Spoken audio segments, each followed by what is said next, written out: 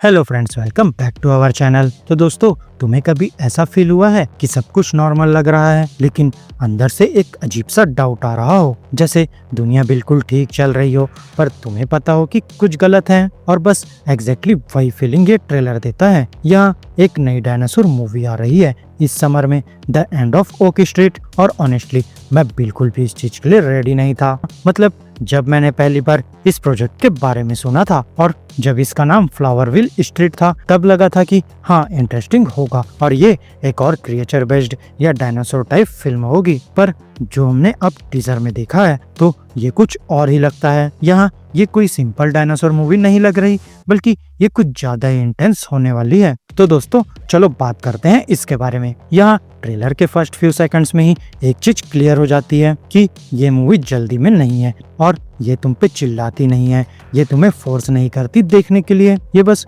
Quietly बैठ जाती है। और दोस्तों, वही साइलेंस सबसे ज्यादा डेंजरस होता है, क्योंकि ये तुम्हें डायरेक्टली नहीं बताती कि क्या गलत है, बल्कि ये तुम्हें फील करवाती है कि यहाँ कुछ गलत है। अब हम एक नॉर्मल फैमिली देखते हैं, एक typical suburban setup, dad, mom, kids, एक रेगुलर लाइफ, और यहाँ सब कुछ नॉर्मल लग रहा होता है। लेकिन दोस्तों, धीरे धीरे वो नॉर्मल टूटना शुरू होता है, और वो भी लाउड वे में नहीं, बिल्कुल सब्टल तरीके से। यहाँ इन्वायरमेंट थोड़ा ऑफ लगने लगता है, कैरेक्टर्स का बिहेवियर थोड़ा अजीब फील होने लगता है, और फिर एक मोमेंट आता है जब तुम रियलाइज करते हो कि ये लोग जहाँ होना चाहिए वहाँ है ही नहीं। और ये सिर्फ लॉस्ट नहीं है, ये सिर्फ कंफ्यूज नहीं है, बल्कि उनकी पूरी स्ट्रीट ही गायब हो चुकी है या शायद शिफ्ट हो चुकी है कहीं और। अब दोस्तों, एक सेकंड के लिए सोचो इस कॉन्सेप्ट के बारे में, क्योंकि यहीं पे ये मूवी बाकी सब डायनासोर फिल्म से अलग हो जाती है। अब यूजुअली क्या होता है, डायनासोर्स हमारी दुनिया में आते हैं, लेकिन यहाँ हम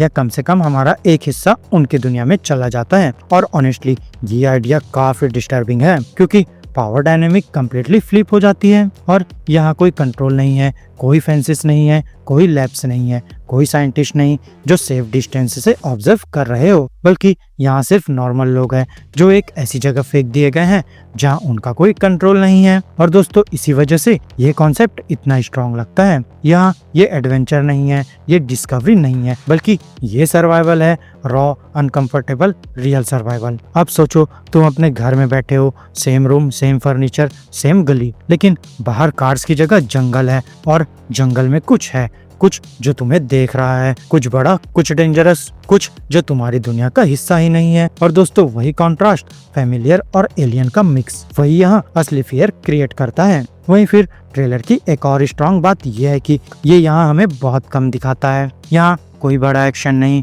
कोई चेस सीक्वेंस नहीं, कोई फुल डायनासोर रिवील नहीं। और दोस्तों, ये एक्चुअली अच्छा भी है, क्योंकि जब तुम सब कुछ नहीं देखते तो तुम्हारा दिमाग खुद गैप्स फील करता है, और जो तुम इमेजिन करते हो वो हमेशा ज्यादा स्कैरी होता है। और फिर फोकस यहाँ स्पेक्टेकल पे नहीं है, बल्कि फोकस यहाँ इमोशन पे है, कंफ्यूजन, फियर, टेंशन। और फिर उनके फेसेस पे क्लियरली दिखता है कि उन्हें नहीं पता क्या हो रहा है, और उन्हें ये भी नहीं पता कि क्या करना है। और दोस्तों, वही हेल्पलेसनेस सबसे ज्यादा रियल लगती है। अब दोस्तों, थोड़ा फैमिली डायनेमिक की बात करते हैं, क्योंकि मुझे लगता है कि यही इस मूवी का कोर होगा। और यहाँ ये परफेक्ट फैमिली नहीं लगती, बल्कि यहाँ कुछ तो है उनके बीच, शायद डिस्टेंस, शायद अनरिजॉल्व इश्यूज, शायद कुछ बातें जो कभी बोली नहीं गई। और दोस्तों, अब वो सब मैटर नहीं करता, क्योंकि जब सर्वाइवल मोड ऑन होता है तो सब कुछ पीछे छूट जाता है। अब यहाँ कोई राइट या रॉन्ग नहीं है, और बस एक गोल है, जिंदा रहना साथ में। वहीं फिर विजुअल की बात करें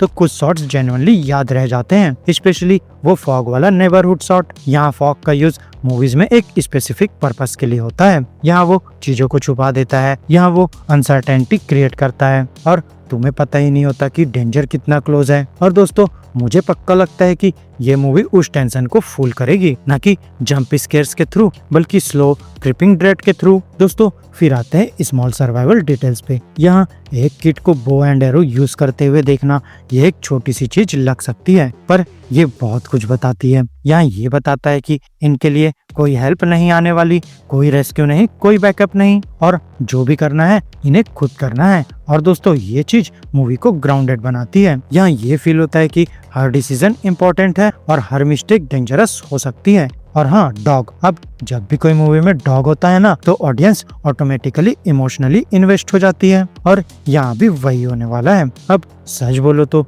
टीजर देखते वक्त तुम्हारे दिमाग में भी आया ही होगा कि बस डॉग को कुछ नहीं होना चाहिए। अब दोस्तों, एक चीज है जिसके बारे में मैं थोड़ा अनश्योर हूँ, और वो है एक्सप्लेनेशन का एंगल। यहाँ टीजर में एक छोटा सा ग्लिम्स मिलता है, जैसे कोई एनोमली हो या शायद कोई पोर्टल टाइप चीज। मतलब मूवी एक्सप्लेन करने की कोशिश करेगी कि ये सब हुआ कैसे, और फिर ये रिस्की है। अगर सही से किया तो डेप्थ ऐड जरूर करेगा, अगर ज्यादा एक्सप्लेन किया तो मिस्ट्री खत्म हो जाएगी, क्योंकि कभी कभी ना जानना ही सबसे ज्यादा स्कैरी होता है। वहीं कभी कभी बस ये एक्सेप्ट करना ज्यादा इफेक्टिव होता है कि ये हो गया है और अब बस सरवाइव करो। वहीं फिर एक और इंटरेस्टिंग चीज है स्केल। यहाँ ये सिर्फ एक घर की स्टोरी नहीं है, बल्कि ये पूरी स्ट्रीट है, multiple houses, multiple families, multiple stories, और रियलिस्टिकली सब यहाँ सरवाइव नहीं करेंगे। और ऑनेस्टली ये जरूरी भी है, शॉक के लिए नहीं बल्कि रियलिज्म के लिए, क्योंकि दोस्तों ऐसी सिचुएशन फेयर नहीं होती, ये क्लीन नहीं होती, और डेफिनेटली इजी तो बिल्कुल नहीं होती। दोस्तों, अब आते हैं मेन टॉपिक पे, डायनासोर्स या फिर उनकी कमी पे। यहाँ टीजर में बेयरली कुछ दिखाया गया है, सिर्फ एक ग्लिम्स, और दोस्तों वही इसका बेस्ट पार्ट है। जो थोड़ा सा दिखता है उससे लगता है कि शायद ये एलोसॉरस टाइप क्रिएचर हो। मतलब हो सकता है स्टोरी जुरासिक पीरियड में सेट हो, लेकिन रूमर्स ये भी कह रहे हैं कि शायद मल्टीपल टाइम पीरियड्स ओवरलैप हो रहे हैं। और दोस्तों, अगर ये सच है तो पॉसिबिलिटीज इनफाइनाइट हो जाती है, पर साथ ही इसमें रिस्क भी है, क्योंकि ये या तो बहुत फ्रेश लगेगा या फिर कम्प्लीटली कैओटिक। वहीं फिर और एक कंट्रोवर्शियल ओपिनियन है, यहाँ मुझे लगता है कि इस मूवी में टीरेक्स नहीं होना चाहिए। हाँ दोस्तों, मुझे पता है ये बोल्ड स्टेटमेंट है, पर रीजन सिंपल है कि हमने टीरेक्स बहुत बार देख लिया है, और अगर ये मूवी ऑलरेडी इतनी डिफरेंट अप्रोच ले रही है तो क्यों ना ये फुल कमिट करे, कुछ नया दिखाओ, कुछ अनप्रेडिक्टेबल, कुछ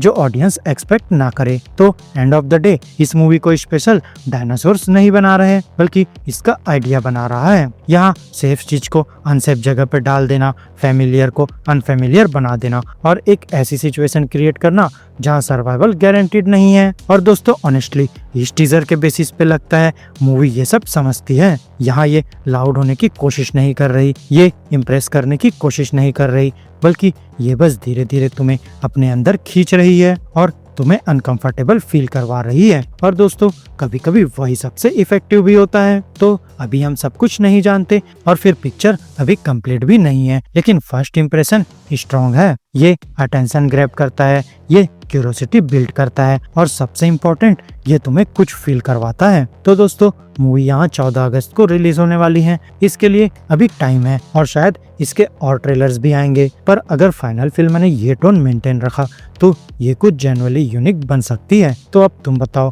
क्या टीजर तुम्हें पुल करता है या तुम अभी भी कन्विंस नहीं हो? और सबसे इम्पोर्टेंट सवाल, अगर तुम उस सिचुएशन में होते तो तुम क्या करते? कमेंट्स में अपनी थ्योरी जरूर शेयर करना। तो फ्रेंड्स, मेरी इस वीडियो में बस इतना ही। आपको हमारी ये वीडियो कैसी लगी अपने थॉट्स कमेंट बॉक्स में शेयर कर सकते हैं, और अगर ये वीडियो अच्छी लगी हो तो वीडियो को लाइक करो, चैनल को सब्सक्राइब करो, साथ ही वीडियो को हाइप करना मत भूलना। तो अब मैं मिलूंगा आपसे अपनी नेक्स्ट वीडियो में, तब तक के लिए स्टे गीकी, स्टे देसी दोस्तों।